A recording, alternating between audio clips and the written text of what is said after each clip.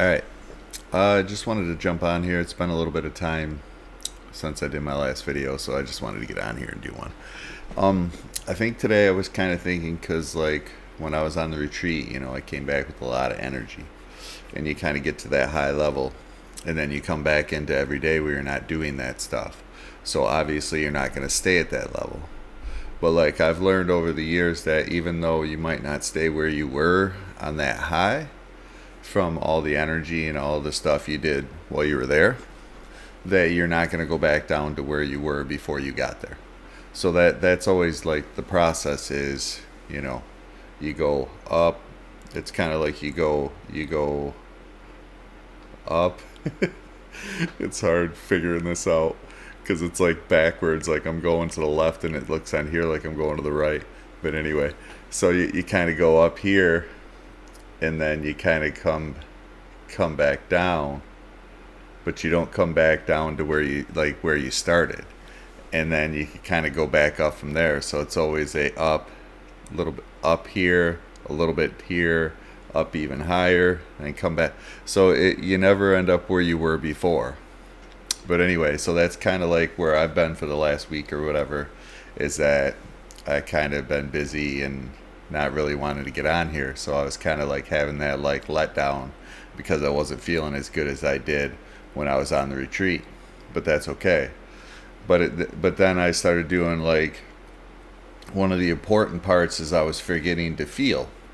Like you have to feel too. Like you can't just visualize too. And I think sometimes I've forgotten to put this point out there is that you have to feel it on the inside. Like everything that's on the outside is controlled by what we do on the inside. So if we don't feel good about ourselves, or we don't feel good or think we can do something, or we feel that fear and that doubt and all those like negative emotions, which everyone's going to feel, there's nothing wrong with feeling them, but we have to learn to let them go and not let them dominate our lives, because they'll take over. It's always like you got to feel fear and do it anyway. You got to feel discomfort and do it anyway. That's how the comfort comes, is because when you're doing something you haven't done before, you're definitely not going to feel 100% ready to do it, but you have to do it anyway. You have to step out of your comfort zone.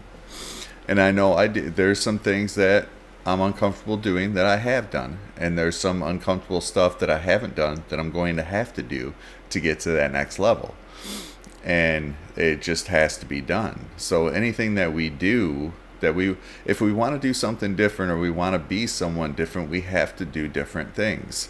And I can't stress that enough. If you keep doing, it's that insanity. If you keep doing the same thing and expecting different results, that's insanity, because you're just keep repeating that cycle. And like Dean always uses the tractor thing, and I think I've talked about it before, but it might have been a long time ago, is that all you got to do is turn that wheel just one, or when you keep going back and forth every day and doing the same thing, you're going to create ruts. Like the tractor, I'm going straight out to the pasture in one direction, that same path every day. Eventually there's going to be ruts. But even if you just turn it just a little, then you start to go a little bit, and then just a little more, a little bit. And, in weeks, months, years from now, all of a sudden you're in a totally different place that you weren't even thinking you could get to or aiming for. But you got to start with that little bit. Like that one thing, like this week I watched a Neville Goddard video, and he talked about you have to feel as if your wish is already completed. Like you have to envision what your surroundings would look like, what how you would feel in your body if you already had that dream. Say your dream is to be a millionaire. How would you feel if you were a millionaire? You'd probably feel free. You'd probably feel like you could do anything. You'd have the money to do whatever it is you want to do. And how would that make you feel? And then you envision what that would look like. Like, what would you do with all that money? Would you go to certain places? Would you, donate some away? Would you, treat people to stuff? Whatever it is you would do with that money, see it and envision it. But you also got to feel it. And again, it's not an overnight process. Just because you do this overnight doesn't mean you're going to be a millionaire tomorrow. Now, it doesn't mean that you won't be. See, most of the times we only see the finished product. We don't see everything that goes into how they got there.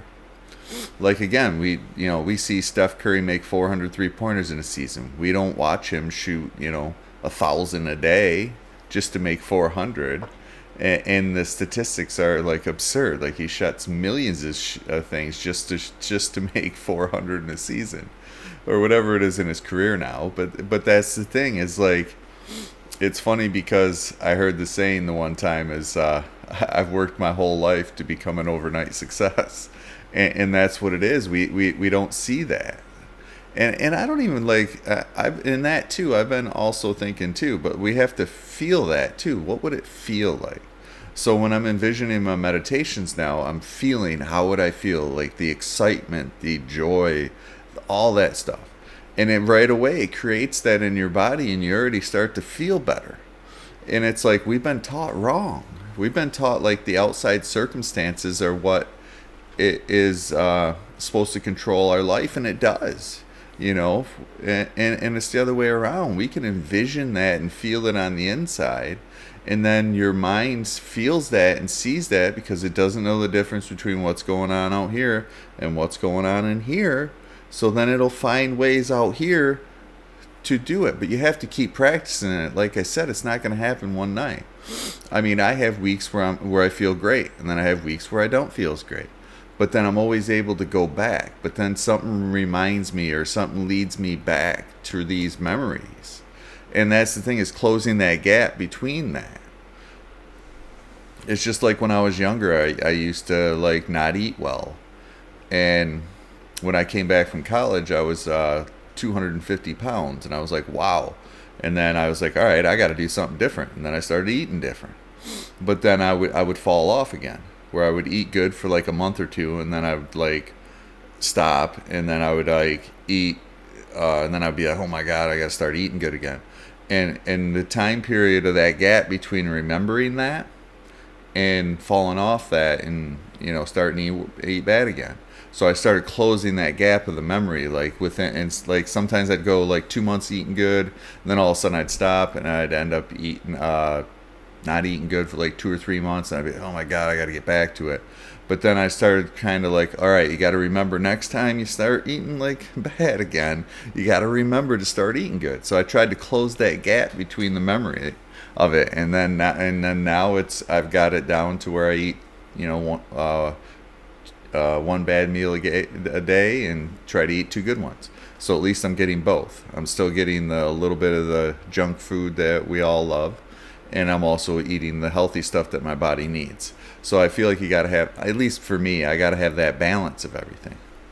So I have to remember, oh my God, I'm not feeling in my meditations, I'm not visualizing every day. Because the more I do it, the more it gets me on here. I visualize myself sitting right here and talking about things that will have impact, or try, at least I hope, have impact on other people. Because I feel like I want to share my experiences in life, and hope that maybe you guys can take whatever it is that you want from it. No one's perfect. Everybody's different. So some people might like some of this. Some people might not. But I hope that at least one person gets something out of all my videos. And I believe they do. But anyway. So that's kind of the thing, is even when you can't, and that's the thing too, is even when you can't see the results that you're looking for, don't give up. Because what if they're one thing away? And that's kind of where I was going with that, is some days I just make it through. Some days I'm just I'm really excited and raring and ready to go. But the thing is to remember that even in those ones that aren't the greatest, you're still doing something. And that's the thing, is try to do at least one little thing a day, or a big thing.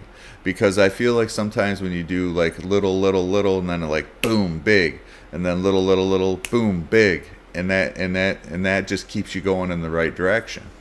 Even if it's something very small, even if it's just reading for a half hour, or watching a video, a 10-minute video. I always get inspiration from it, and memories and stuff, I was driving home from my friends, and I put on the Neville Goddard video, or listened to it on my phone, on the radio, on the way home. And then it was like, oh my God, I'm not feeling during my meditations. I forgot about it. And then now the last few days I've been doing that, and here I am back on here with the ideas and with the video, and that's the thing, is that's life. It's like some days it's going to be great epiphanies, and some days it's going to be little stuff, or some days you might just have a great I don't know, anything that you do in life. You might have a great day where you step out, so you finally say, you know what, I'm going to step outside of that comfort zone and do what he's saying. And then other days you can be like, oh, I don't know if I'm ready yet. But then it's always this thing. But we got to be taught that it creates in here, and on the inside we can visualize and see that stuff. We can become anything that we want. Now, like I always say before, I'm pretty sure I'm not going to be a pro football player at 50, but I might be able to coach football players, teach them this stuff to make them, learn to reach a higher level. Like I said before, I started doing all this stuff when I played softball, and it made me a hell of a lot better player than I was before I started doing all this stuff. And then back then, because I'd always visualized myself making plays and doing better and hitting the ball hard and doing all that stuff, and I never thought to do it in other areas of my life because it worked for that. So why isn't it working, or why can't it work for everything? Well, oh yeah, that's right, it can.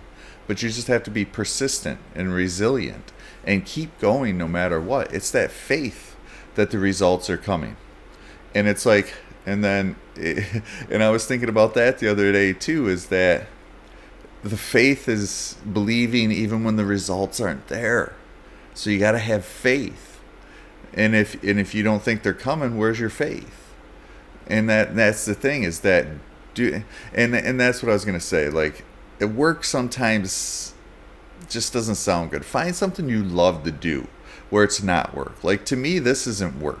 This is me sharing my experiences and trying to help other people become more, or do more, or learn whatever it is they want to do, or become more comfortable with themselves. This is what I love to do. This is exciting to me. This isn't work. So I feel like I got to stop saying that. Like, instead of calling it work, do the exercises. Like, write this stuff down. Ask the questions to yourself. And me and my friend were talking about it the other day. There's something about writing it down. It's like, it says it's spelling. That's why they call it spelling, because you're casting a spell. When you're writing stuff down as if it's already happened, or as if it's already done, like, write it in the present tense. Instead of I want to do this, put I am doing this. Because there's something about written it as if it's already done that creates it, even when you don't see the results. But most people have never been taught to do that. I wasn't before I started learning all this stuff. And like I said, I use that as examples. I got to go back and do that stuff, because I wrote down a lot of stuff right there a few years ago that's come true.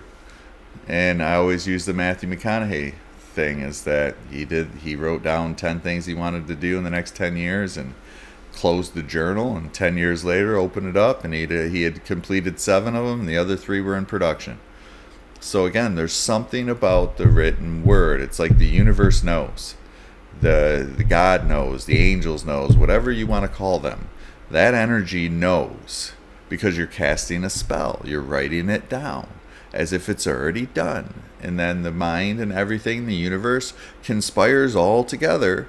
That's why sometimes it takes time, because the alignment has to come. Not everything's going to happen overnight. But then when it doesn't, we don't see the results that we want. We get frustrated and we give up. Don't do that. Trust me. Keep going. Don't ever give up. And I'll say it, man. If you think, trust me, I've been there where I've wanted to give up. And there was a time I was, and it still happens here and there. And it was just a few months ago where I was getting frustrated because I didn't see the results that I was getting. And then it was funny, I just happened to come across this video, and that's why I say watch these videos. And then it was crazy, because the girl doing the video was like, don't you dare give up. And I was like, whoa. I was like, all right, universe, obviously if I'm thinking about giving up and you just sent me a video where the girl's telling me not to give up, something's going on here. So, and that's what I'm here to do, is like, just, speak from experience, man. We all got the capabilities inside us to do more. It's just sometimes we've been misdirected. We've been taught different. And I read something the other day that said the 1% think like this, or like, why does 1% have all the most of the money and all that stuff? And it's because they were the ones that learned this stuff. And most people weren't taught this stuff. So when you start talking about it, it seems weird. It seems strange because we were never taught this growing up, or at least most people weren't. And when this stuff comes and it's new and it's something that you haven't done before, or like, you're not used to, it's gonna feel different. It's gonna feel weird. It's gonna feel like, oh, I don't know. But I'm telling you, the more you work at it little by little, day by day, and just keep learning more and learning, and the repetition, you can watch stuff over and over. That's how you learn it. That's how it becomes repetitive. I listened to a book on tape hundreds of times, and each time I listened to it, I would pick up something I didn't the time before. So that's why the repetition's so important. It's like creating new pathways in your mind and your brain and behavior that will change the ones that have got you to this point, if you want to change them. But if you want to, you can. Just, like I said, you just gotta give it everything you got and not give up. All right, well, that's my message. Going on vacation, so I wanted to get on here and do a video before I go, because I probably won't be doing it while I'm gone. So, but anyway, don't give up. Like and subscribe. Share this with people if you can, because I feel like this is where we need to go, because we're all capable of doing this stuff. It just takes time, a little bit of effort, doing the exercises and enjoying it and being gentle with yourself during the process. All right, have a good day.